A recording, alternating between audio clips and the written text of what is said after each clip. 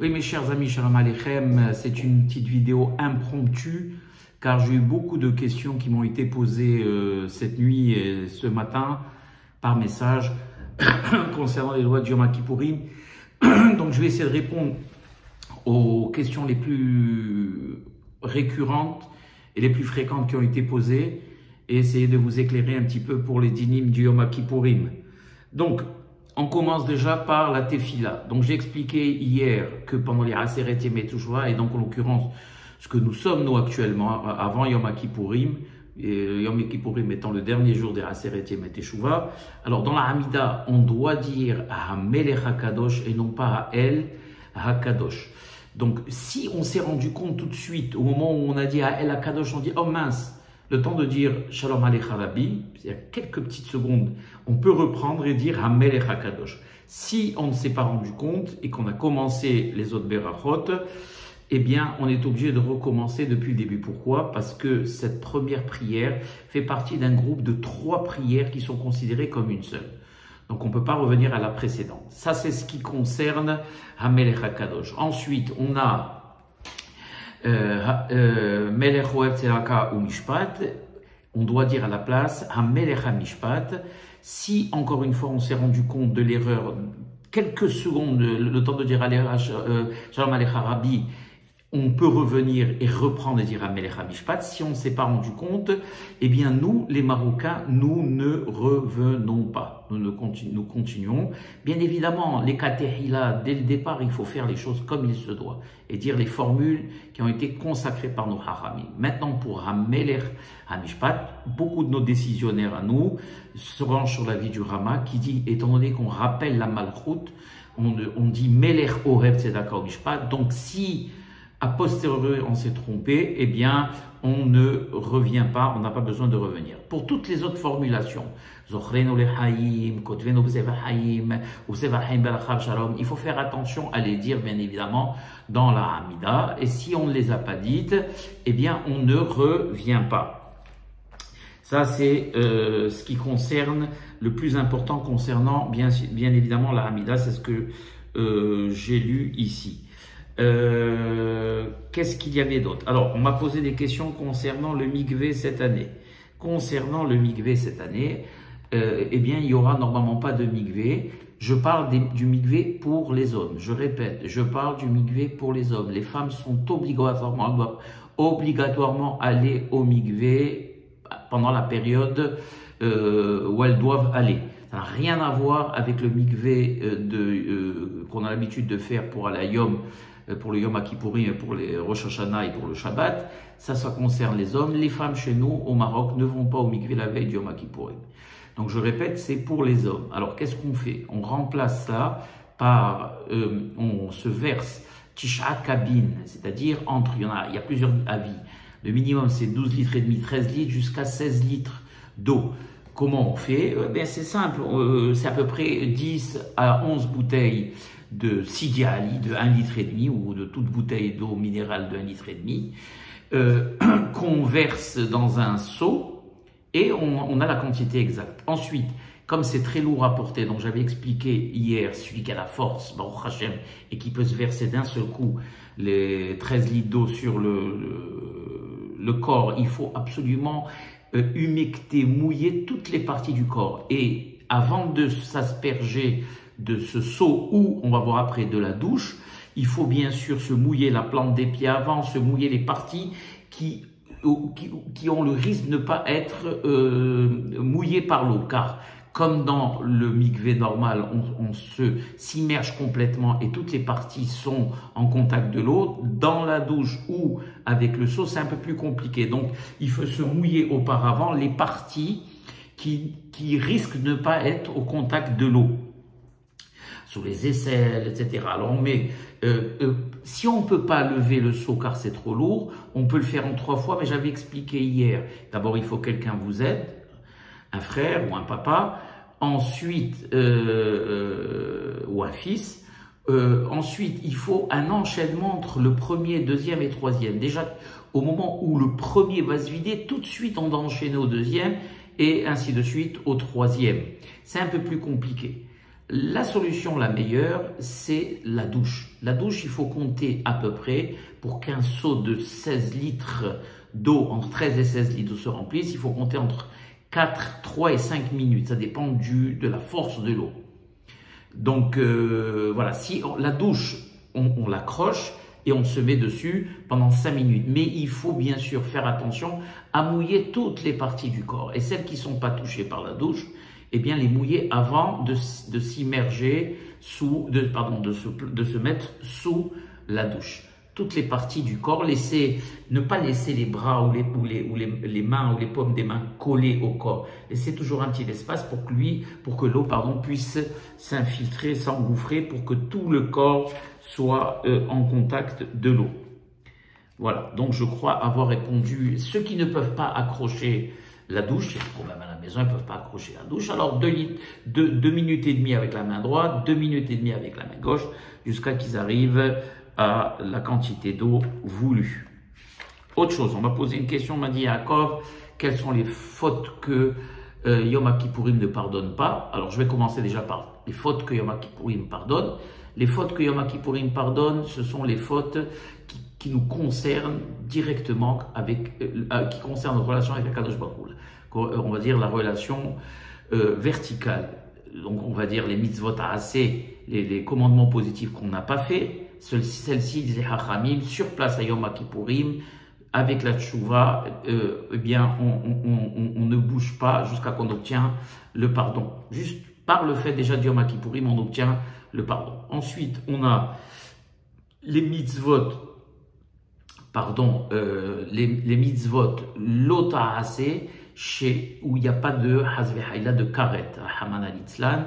Alors celle-ci, on a besoin bien sûr du Yom Kippourim, on a besoin de la tchouva et les tefilot, et le tout aidant, eh bien on est pardonné par Akadosh Baruch Hu. Bien sûr, tout ce que je vous dis, c'est très succinct, on n'a pas le temps de rentrer dans les détails. Il y a 2 types de fautes de Averot, malheureusement, qui, elles, c'est beaucoup plus compliqué. Le troisième type, c'est celles qui sont Hayam Karet, pour ceux qui ont eu des relations avec leur femme pendant la période où ils ne pouvaient pas, pour ceux qui ont mangé du Helev, pour ceux qui ont été Mehalilim Shabbat, Bemezid, etc., etc. Alors pour cela, il y aura bien sûr Yom Kippourim, il y aura le jeûne, il y aura la tchouva, et il y aura des Isurim.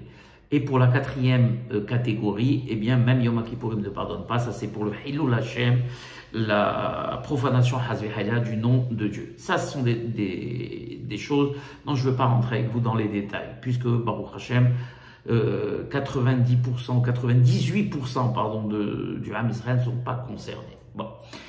Et sûrement pas nous, Hazvehaïla. Donc ça, c'est déjà, voilà. Maintenant, par contre, les Hachamim nous disent que Avonot Peshaim ve'Hataim ben Hakadosh Baruch Hu ve'Adam Yom Kippourim mechaper, aval ben Adam lahavero en Yom Kippourim mechaper. Les fautes que l'on a fait à son prochain, eh bien Yom Kippourim ne pardonne pas. Ça, c'est un compte qu'on doit régler entre nous. Akadosh Baruch Hu Kivyachol ne peut pas intervenir. Je ne peux pas te pardonner de quelque chose que tu as fait à ton prochain. Tu l'as humilié, tu lui as pris de l'argent, tu lui as mal parlé, j'en sais rien, tu l'as insulté, Hazvehaïla. Donc il faut, si on lui a pris de l'argent, les lui rendre. Si on lui a mal parlé, lui demander Mehila, etc. Alors combien de fois on doit aller le voir là? Au moins minimum 2 fois. Et si au bout de la deuxième fois, il ne veut pas, eh bien, malheureusement, tant pis, on aura fait tout ce qu'il faudra. Car si on n'a pas obtenu le pardon de notre prochain pour quelque chose qu'on lui a fait, eh bien, en Yom Kippourim mechaper. Et si je peux retrouver ici le din concernant ça, je vais le trouver. En attendant, parlons des caparotes. J'avais expliqué hier qu'on devait acheter des poules ou des poulets, des poulets ou des poules blanches. Pour l'homme, c'est un poulet blanc. Pour la femme, c'est une poule blanche. Pour une femme enceinte, c'est 2 poules blanches et un poulet blanc. Voilà, c'est simple. Pour ceux qui n'ont pas les moyens, ils peuvent acheter un poulet blanc pour tous les garçons et une poule blanche pour toutes les filles. Ça, c'est ce qu'on appelle les caparotes. C'est pas le poulet qu'on mange, c'est les poulets qu'on va donner. car ils vont nous remplacer, que Dieu en préserve. Ils vont prendre nos péchés, Kiviachol. Attention, le poulet, lui, c'est pas lui qui nous absout. Il faut bien comprendre. Il y en a qui pensent que quand ils ont fait égorger un poulet, c'est terminé. Ça y est, ils sont tranquilles. Non, non, c'est pas comme ça. Le poulet est là, on va dire, un moyen pour nous de comprendre ce que Hazvi Hayla, il aurait dû normalement nous arriver à l'époque du Beth Amikdash, ou même au jour d'aujourd'hui, ce que subit le poulet, on aurait dû que Dieu en préserve, nous le subir. Les Arba Mitot Bedin, c'est qu'il a, c'est les Faherek Bahenek, etc., etc. Je ne rentre pas plus dans les détails. Voilà, c'est un minag kadoum qu'il faut absolument faire. Alors, j'ai retrouvé ici le din du pardon qu'on doit demander à son ami. Donc, j'ai expliqué que les fautes entre un homme et son prochain, Yom Kippourim, ne pardonne pas. S'il lui a pris de l'argent ou s'il a trompé, il doit lui, ou il a pris du ribit, du pourcentage que Dieu en préserve sur cette formellement interdit, il doit lui rendre. Même s'il lui a rendu, il n'est pas complètement encore pardonné. Jusqu'à qu'il lui demande pardon et qu'il le calme, etc., avec de belles paroles. Qu'il fasse la paix avec lui. C'est la faute la plus grave, ils disent les hachamim, c'est le gezel, le vol, le lucre. La reine, s'il a un problème avec un problème financier avec son ami, eh bien, il faut qu'il trouve une solution, qu'il ne pense pas toujours qu'il a raison, qu'il demande conseil, etc. Parce que l'homme, bien sûr, chacun pense qu'il a raison. Et qu'il y voit un rave qui explique à ce rave, et le rave interviendra. Ça, c'est voilà, ça aussi c'est important. Si par exemple celui contre qui il a fauté n'accepte pas le pardon tout de suite, il doit aller au moins 2 ou 3 fois. Au prol param, et à chaque fois il amène avec lui 2 ou 3 personnes. Et si au bout de 3 fois, eh bien, il n'accepte pas le pardon, ben c'est lui qui sera en faute, car on n'a pas le droit d'être aussi rancunier que cela. Bien sûr, je ne rentre pas dans le détail de chaque problème qu'il y a ou chaque conflit qu'il y a entre une personne et une autre. Et si c'est son rave, par contre, même si c'est son rave mouvhak, eh ben, il doit aller au moins 1000 fois s'il le faut. C'est une façon de parler, car il doit, et bien sûr, la personne à qui on demande pardon ne doit pas être akhzari à ce point et doit accepter le pardon qu'on lui offre et les paroles de réconfort qu'on lui offre et qu'il accepte de pardonner. Voilà, ça c'est en ce qui concerne, voilà. Alors, j'avais expliqué que dans Minha, on devait dire les vidouim, car ils disent les hachamim, pourquoi on dit les vidouim à Minha? Car quand on préserve, s'il nous arrive quelque chose pendant la Seouda Mafseket, que Dieu en préserve au moins l'or alenu velo alechem, qu'on aille dans le Olam Haemet déjà avec le vidouille fait. Ah bah. Bon, ça c'est un autre. Ça j'en parle parce que j'en ai déjà parlé. Oui. Alors, alors il y a, oui, par contre, il faut manger la veille de Kippour que du manger qui n'est pas lourd, qui ne pèse pas. D'accord? Bien de manger du poisson, le matin. Ils disent donc mercredi en l'occurrence matin. Des choses qui chauffent le corps. On ne doit pas les manger comme les œufs, boire du lait chaud. On ne doit pas prendre des choses qui sont bouillies ou frites. Il ne faut pas prendre tout ce qui est gras. Pour pas que pour les hommes il y a volé des kéri. Il ne faut pas prendre aussi de dattes car il chauffe le corps, pardon. Etc., etc. Ça c'est ce qui concerne les hommes avec trop épicé non plus. Par contre, le matin, mercredi matin en l'occurrence, on a le droit de boire du lait chaud, etc. Ok, quand on le mélange surtout avec du thé et, ou du café. Je vois ici, oui, alors le minhag est d'allumer les bougies la veille de Yom HaKippurim pour la nuit de Yom HaKippurim et le lendemain. Celles qui n'ont pas l'habitude de l'allumer la veille, qu'ils ne l'allument pas, et ceux qui ont l'habitude, qu'ils l'allument. Et qu'est-ce qu'ils disent dans la Beracha pour les femmes? Asher kidesha no mezota vetivanu leadlik ner shel Yom HaKippurim. Voilà. Nous, on a l'habitude, les Marocains, j'ai vu ça chez les femmes marocaines, à nous, elles se trompent. On fait la beracha et ensuite on allume. C'est notre minhag à nous. C'est pas le contraire. Voilà. On allume, on ne dit pas Shehiano au moment de Adlakat Nehor. Alors pour les femmes, oui, elles diront Shehiano parce qu'elles n'iront pas à Bet Knesset, d'accord, à la synagogue, puisque nous, on dira Shehiano au moment du Kol Nidre, je l'ai dit hier. Par contre, les femmes qui diront Shehiano, elles pourront le dire quand elles allumeront les bougies. Ils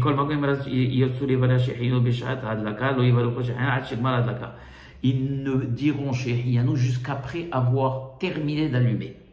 D'accord? Donc elles disent Baruch Ata Hashem Elokeinu Melech Olam Asher Kideshanu Bemutavetivanu Leadlik Ner Shel Yom HaKippurim. Elles allument et ensuite Baruch Ata Hashem Elokeinu Melech Olam Shehiyanu Vekiyemanu Veganu Lazeman Hazem. Voilà. Ça c'est dit. Les choses qui sont interdites le jour de Kippour. Je m'excuse, je n'ai pas dit tout ça hier, parce que pour moi c'est quelque chose dessus, mais étant donné que j'ai eu beaucoup de questions, donc je l'ai dit. Yom HaKippourim, la veille de Yom HaKippourim, à la différence des autres jeûnes qui commencent le matin, enfin au lever du soleil, Yom HaKippourim, comme Tisha B'Av, commence la veille, et donc mercredi soir en l'occurrence, et jeudi toute la journée. Donc, tout ce qui est interdit, bien sûr, la veille est interdit le lendemain. À Soul, on n'a pas le droit de travailler, on n'a pas le droit de manger, on n'a pas le droit de boire, on n'a pas le droit de se laver, on n'a pas le droit de soindre, on n'a pas le droit de mettre des chaussures et on n'a pas le droit de cohabiter, donc de dormir dans le même lit que son épouse. Et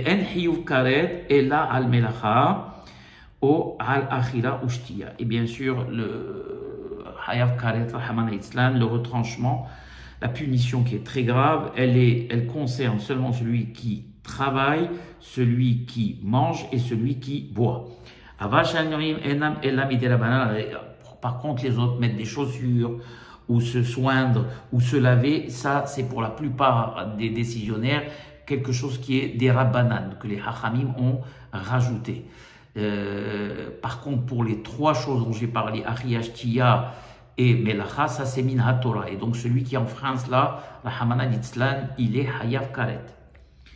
Voilà. Bien sûr, Bémézid. Vedin Muktzeh Beyom HaKippurim Kedin Muktzeh Beshabbat. Et tous les dinim qui concernent le Shabbat, on n'a pas le droit de porter, on n'a pas le droit de sortir avec des choses, on n'a pas le droit d'allumer, on n'a pas le droit d'éteindre, tout ça vous savez. Et les dinim de Muktzeh, il y a certains objets qu'on n'a pas le droit de déplacer. Je n'ai pas le temps de rentrer dans les détails. Eh bien, exactement comme Shabbat, Yom HaKippurim. On ne sort pas avec ça qui passe sur la tête, dans sa poche à Yom HaKippurim. On ne prend pas son talit, on va et on vient, on le ramène le soir et on le prend et on le ramène le lendemain. C'est à saut. Tout ça est interdit. Exactement comme Shabbat.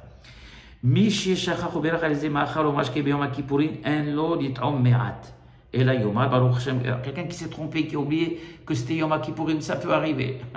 Vous allez me dire, comment il peut? Ben oui, il y a des personnes, les pauvres qui n'ont plus leur tête, ou qui ont oublié, ils ont oublié. Alors, vous savez que quand il y a un din, quand on fait une beracha sur quelque chose, on est obligé de le goûter pour pas que la beracha soit une beracha levatala. Qu'est-ce qu'on fait si on a oublié que c'était Yom HaKippurim? Et bien évidemment, ça ne sera pas considéré comme une beracha levatala, car déjà, au départ, on ne devait pas manger, et donc, ça ne sera pas considéré comme une beracha. On va pas goûter pour pas que la beracha soit en vain. Par contre, pour les autres jeûnes, quelqu'un qui a oublié que c'était le jeûne, par exemple, de Asera Betevet, il a dit Baruch Ata Hashem Boremine Mezonot, eh bien, il va être obligé de goûter au moins tout petit peu, bien évidemment en dessous du shiur qui est interdit, pour ne pas que la beracha soit les. Mais pour Yom Kippourim, on ne discute pas, on ne goûte à rien, bien évidemment. Il y en a qui disent que c'est interdit de priser du tabac Yom Kippourim. Nous, les Marocains, je l'ai expliqué hier, on prise du tabac, il n'y a pas de problème, ce qu'on n'a pas le droit, c'est de le proposer. Bien sûr, se laver est interdit le jour de Kippour, que ce soit avec de l'eau froide ou que ce soit avec de l'eau chaude. Mais il faut le chuter même mettre son doigt dans l'eau, c'est assourd. Alors, le matin, comment on fait? Eh bien, on se lave, je l'ai expliqué hier, on se lave les mains jusqu'à la jointure des doigts. Voilà. Qui serait etzbeotav. Voilà. D'accord? Jusqu'à la jointure pour enlever la toum'a. Ou quelqu'un qui a saigné, ou ses doigts, ses mains sont sales, etc., ou son nez, il a saigné, etc., il a le droit de le laver. On a interdit, bien évidemment, le lavage d'agrément, quelque chose d'agrément, quelqu'un qui prend une douche, mais quelqu'un qui a les mains sales, il y a du sang, ou un truc comme ça, bon, voilà, le matin, on se lave jusqu'aux jointures des doigts, et on passe dans les yeux pour enlever les saletés de la nuit, voilà. Et même celui qui sort du toilette, bien la même chose, il se lave jusqu'au aux jointures des doigts. Sika, c'est quoi Sika? Sika, pardon, c'est soindre le corps d'huile ou de crème, etc. Ça, c'est interdit. Même celui qui a des pellicules, eh bien, c'est interdit. Ça, alors, allez nous faire très attention pour les hommes, ne pas avoir kéli, je ne rentre pas dans les détails, vous avez tous compris. Mettre des chaussures est interdit, et surtout, bien sûr, des chaussures en cuir. Par contre, les chaussures, les espadrilles, même si elles sont recouvertes de cuir, elles ne sont pas interdites. Les haraïm ont interdit les chaussures en cuir. On m'a posé souvent la question, il y a encore aujourd'hui, il y a des espadrilles Nike qui coûtent le prix d'une belle paire de chaussures et elles sont toutes en cuir en haut. Oui, c'est vrai, mais les haramim n'ont pas interdit les espadrilles, ils ont interdit les chaussures et la semelle de cuir et ce qui recouvre le cuir. Je ne rentre pas dans les détails.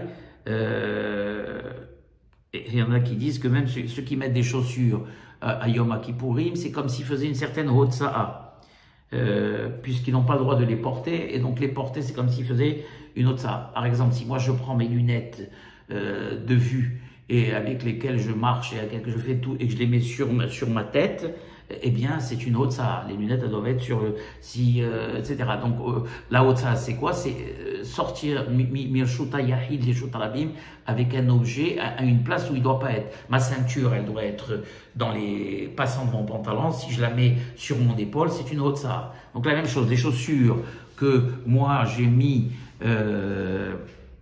et que je n'avais pas le droit de mettre, c'est considéré pour certains poskim comme une hotza'a. Bien sûr, cohabiter avec sa femme, Yom Kippourim est interdit, on n'a même pas le droit de dormir dans le même lit que sa femme. Et on n'a pas le droit de la toucher, comme si elle était nida, la même chose. Et bien sûr, faire attention, la nuit et le jour. À part si vraiment il y a un problème que Dieu en préserve, alors oui, là c'est autre chose. Un enfant qui a moins de 9 jours, je l'expliquais hier, ne doit pas jeûner du tout le jour de Yom Kippourim. Même pas quelques heures. En dessous de 9 ans, interdit. Interdit. Parent de l'enfant malade. Même s'il veut, on l'oblige à manger. En dessous de 9 ans. D'accord? Et il faut donner à manger aux enfants avant qu'ils aillent à Beth Knesset, parce que s'ils ont faim là-bas, ils vont perturber les parents, ils vont perturber le Kahal, et c'est pas pour ça qu'on les amène à la synagogue. Et on les comprend, les pauvres. Voilà. Par contre, on peut l'éduquer à partir de 9 ans et un peu plus, que ce soit un garçon ou une fille. Par exemple, si d'habitude on lui donne à manger à 9h ou à 10h, on va lui donner à midi ou à 1h. Donc comme j'expliquais hier, on peut au moins jusqu'à midi lui expliquer que c'est Yom Kippourim. À partir de 9 ans, il comprend tout ça. Et on ne lui donne pas, bien sûr, parce qu'il ne faut pas oublier qu'il jeûne depuis la veille. Il jeûne depuis la veille. Donc, c'est beaucoup pour lui. Et en plus, c'est au Damaf Seket, c'est, je ne sais pas, on va dire 7 heures qu'elle se termine, ou 6 heures, je n'ai pas regardé les horaires.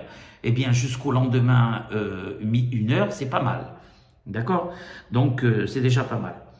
On lui donne bien sûr pas à boire pendant la nuit. Il faut qu'il s'habitue à l'ambiance du Yom Kippourim. S'il a très soif pendant la nuit, on va lui donner à boire. Sinon, il faut qu'il se force maintenant à jeûner. C'est ce qu'on appelle Ta'anit Shel Sha'ot, un jeûne de quelques heures.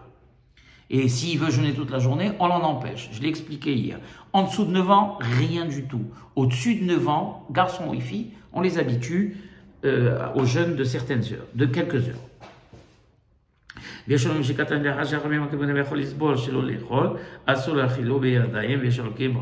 autre chose. Par contre, un garçon qui a terminé, qui a 11 ans et plus, que ce soit un garçon ou une fille, si les parents savent qu'il est en bonne santé, il peut jeûner toute la journée. Je dis 11 ans et plus. 11 ans et un jour, donc et plus. À la bar mitzvah, on ne discute même plus, mais là, 11 ans et plus, si les parents savent que c'est un garçon ou une fille et que les parents savent qu'il est en bonne santé et qu'il peut supporter le jeûne, alors il peut jeûner toute la journée. Et sinon, eh bien, il jeûne au moins jusqu'à la moitié de la journée, Hatzot Hayom. Une fille de 12 ans et un jour et un garçon de 13 ans et un jour, et eux, ils jeûnent toute la journée. Si par contre un docteur, 12 ans et plus, donc l'âge des mitzvot pour la fille, 13 ans et plus, et un jour, l'âge des mitzvot pour les garçons, à part ils ont un problème de santé et que le médecin fixe que c'est dangereux pour eux de jeûner, eh bien ils doivent jeûner et terminer leur jeûne. Pour un adulte, il est interdit de toucher à du manger Yom Kippourim, à moins de le faire pour faire manger un enfant. Et je peux vous assurer qu'il est arrivé à des mamans vous savez, les mamans ont l'habitude de voir si c'est chaud, de mettre dans la bouche pour goûter, pour voir si c'est chaud avant de donner à l'enfant. Eh bien, il leur est arrivé le jour du Yom Kippourim. C'est un réflexe, c'est toute l'année qu'elles font ça. Donc, il faut faire très attention, mesdames et messieurs aussi. D'accord? L'enfant peut dire, papa, c'est pas bon, on goûte, et hop, on goûte. Donc, faire très attention. Et quelqu'un qui est un papa qui est hacham, on va dire, il faut qu'il amène avec lui à la synagogue des fruits, un peu de fruits et des gâteaux pour l'enfant. Voilà. À la fin de la Hamida de Shahrit. Tout le monde est obligé de jeûner à Yom Kippourim. Et les femmes enceintes et même celles qui allaitent, elles sont obligées de jeûner et de terminer leur jeûne. Mais un holé, quelqu'un de malade, on m'a posé la question hier, même s'il y a un holé, quelqu'un de gravement malade, dont le médecin décide, même si c'est un médecin goy, et c'est le cas ici, que s'il jeûne, eh bien, sa maladie peut empirer, que Dieu en préserve, pas forcément mourir, mais empirer déjà, d'accord? Et se mettre en danger, on doit lui donner à manger. Même si le holé, le malade dit qu'il peut manger, et qu'il ne veut pas manger, pardon, qu'il peut ne pas manger, eh bien, si le médecin, qui est un médecin qui le traite, dit que s'il ne mange pas, sa maladie va empirer ou il peut se mettre en danger, on l'oblige à manger. D'accord? Parce que ce qu'on veut, c'est qu'ils soient en bonne santé pour faire des dizaines de Yom Kippourim après. Voilà. Car il est marqué dans la Torah, Akadosh Baruch Hu nous a donné des lois qu'on doit appliquer pour vivre avec, pas pour que Dieu en préserve, le contraire. Les mishpatim et les lois de la Torah ne sont pas pour se venger du monde. Au contraire, ce sont des lois de miséricorde et de bonté. Et quand la personne elle est malade et qu'il y a un pikoar nefesh, on n'a pas le droit de le mettre en danger, comme un Shabbat. Et celui qui veut faire de la hassidoute et qui veut faire le hassid et le tzaddik kadosh et qui est très malade, que Dieu en préserve et qui se force, alors lui, il est considéré comme un assassin parce qu'il s'assassine lui-même. D'accord? Alors, si un holé, il a mangé selon les directives d'un médecin, il n'a pas besoin de faire de kapara après, car ce n'est pas considéré comme un péché. On parle de certains types de malades, de certains types de maladies. Alors, il y a des dynim, comment on mange, quel rythme, quelle quantité à chaque fois, quel espace. Entre 4 et 9 minutes, il faut regarder. Il faut voir un Rav Mouvrak. Et je n'ai pas le temps de me pencher sur ça. Donc voilà, il faut se renseigner. Par contre, un médecin juif ou un ici c'est en Israël, donc j'en parle pas et ça n'existe pas chez nous dans la communauté, qui est Mehalel Shabbat, qui n'a aucune... Parce que quel est le problème? C'est de s'adresser à quelqu'un qui ne connaît pas la gravité de manger à Yom Kippourim et qui peut autoriser même quand, in fine, ce malade n'est pas tout à fait en danger. Et comme lui, il s'en fout de Yom Kippourim, eh bien, il dira, moi, c'est pas grave, non, il doit manger. Donc, celui-là, on ne le consulte pas pour Yom Kippourim. Mais ici, on a affaire à des médecins goïm, il n'y a pas de problème, selon leur avis, ils étudient le cas, et si la personne se met en danger, eh bien, il peut manger. Ceux qui ont réservé la mahala, ceux qui viennent se faire opérer, qui est sorti la veille de l'hôpital d'une opération lourde du cœur ou quoi qu'il en soit d'autre. Quelqu'un qui sait que c'est le jour de Yom Kippourim et qui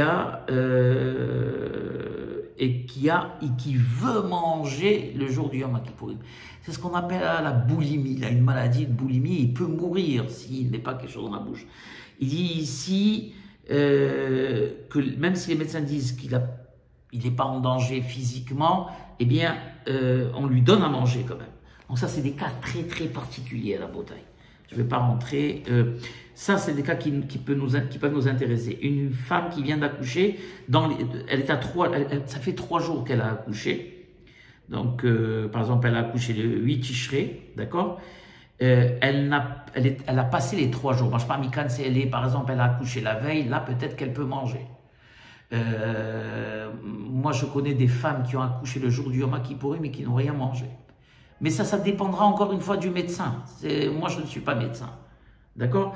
Donc, celles qui ont déjà accouché il y a déjà 3 jours, elles doivent jeûner. Et celles qui sont sur le point d'accoucher, qui n'ont pas encore accouché, eh bien, on doit la forcer à manger. Celles qui sont, par exemple, d'un moment à l'autre, qui vont accoucher. Pourquoi? On doit lui donner à manger pour la renforcer et qu'elle puisse supporter les douleurs de l'accouchement. Si par contre, comme je dis, elle a accouché, pas dans les 3 jours, dans les 2 jours par exemple, ou dans 1 jour, par exemple, elle a accouché mercredi et on est jeudi par exemple, si elle reste dans la semaine où elle a accouché, d'accord, et que vraiment elle veut manger, elle a besoin de manger, elle sent qu'elle doit manger, hein, parce que personne, pourquoi les Haramim ici autorisent? Parce qu'ils savent que le peuple juif connaît l'importance et le danger de ne pas faire Yom Kippourim et les punitions qu'on encourt. Et si une femme qui vient d'accoucher, qui est dans la semaine, où j'expliquais selon les cas, a besoin de manger, elle veut manger, elle sait que malgré le fait que la punition qu'elle encourt, elle sent qu'elle a besoin de manger, il n'y a que la personne elle-même qui ressent les choses. Elle ne le fait pas par caprice ou par envie, elle le fait par besoin. Donc on lui donne à manger.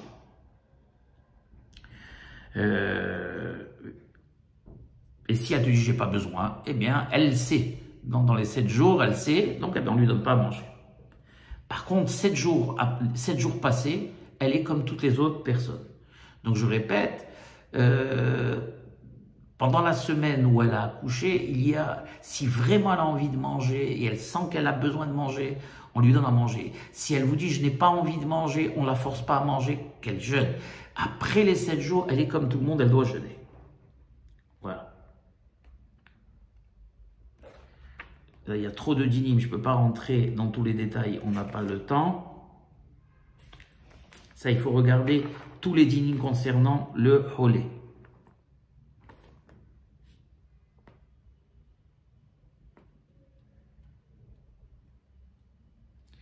Oui, si quelqu'un est malade, maintenant cette personne malade est obligée de manger, la pauvre, ou quelqu'un, nous a une maladie grave et il mange à Yom Kippur, ou chez Yelmoubi Israël, une femme qui vient d'accoucher, et ils vont manger le jour du Yom Kippourim. Ça ne veut pas dire que parce que c'est Yom Kippourim, elles ne doivent pas faire Birkat Hamazon. Bien évidemment, elles doivent faire Birkat Hamazon. Il n'y a pas de kiddush, bien évidemment, même si ça tombe Shabbat. Parce qu'elle ne doit pas manger normalement. Donc il n'y a pas de kiddush, on n'est pas mekatchim. Si par exemple ça tombe le Yom Kippourim un Shabbat et qu'elle doit manger, les yoledet ou holé, Elle va pas faire le kidouche avant de manger. Elle mange directement. Aval maskim ya'ale ve'avo, elle fait Birkat Hamazon et on rappelle ya'ale ve'avo, yagia yara etzei shama, etc. Beyom, et on dit beyom akipurim nazé. Beyom selihat et avon nazé. Et si c'est Shabbat, on ajoute retzei va'halitzenu. Et si il a oublié, il ne revient pas. Il faut au moins qu'il ait mangé un morceau de pain dont le poids minimal est de 30 grammes. Voilà.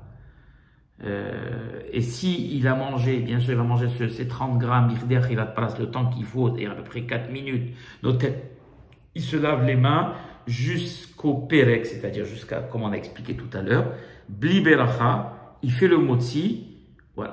Et 3 holim qui ont mangé ensemble, ça peut être dans un hôpital, ça peut être dans une maison, alors ils font le zimout. Voilà. Je crois que j'ai répondu aux questions qu'on m'a posées. Les prières, j'en ai parlé hier, donc je n'ajoute pas plus que ça. Oui, on m'a posé une question ici, je regarde.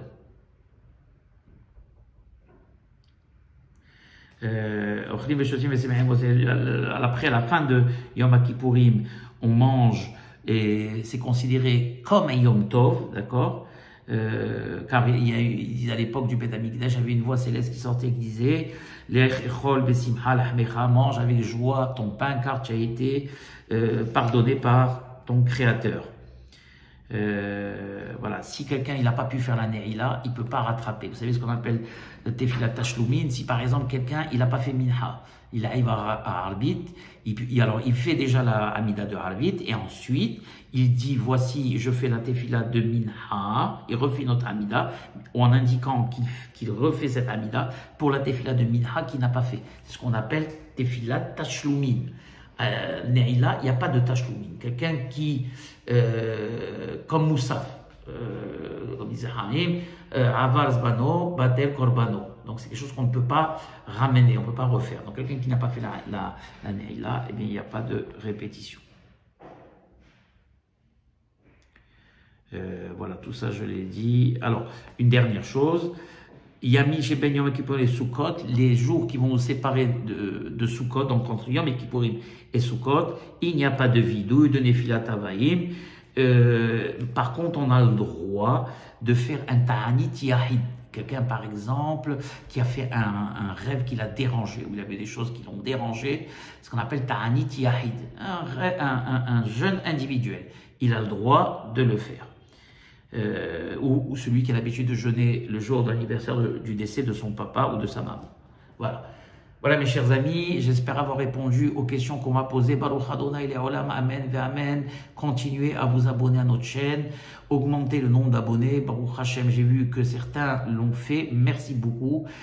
Encore une fois, Tzom Kal U'Mo'il pour vous tous, Gmar Hatima Tova et à bientôt mes chers amis.